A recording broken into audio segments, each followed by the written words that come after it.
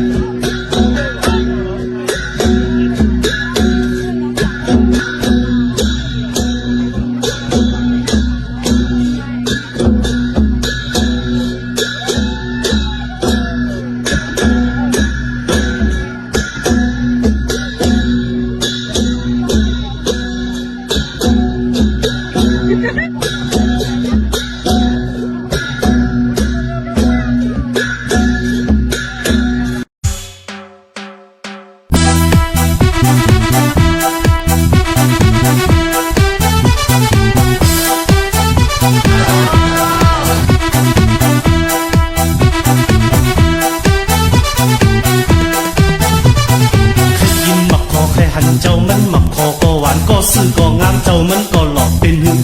ส้มอยู่ห้าเพชรอยู่ห้าซุกว่าหมักคอหมักตาด้วยใจสายตาต่อยกันใจสั่นเพราะกำไข่หันซ้ายหึงไข่ซึ่งหมักคอคือมาตีเป็นสังลาน้องอยากกินส้มหมักคออีน้องไหลมองไปเจ้าหมักคอน้องเอ้ยน้องอ่อนเคยซื้อหมักคออีน้องไหลมองไปเจ้าหมักคอ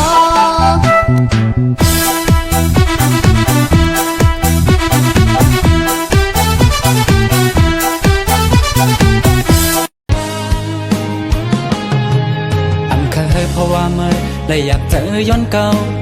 วันหนึ่งมาน้องตีหูปองเจอกบสั่งไหนใจจัดขาดหักหาสอง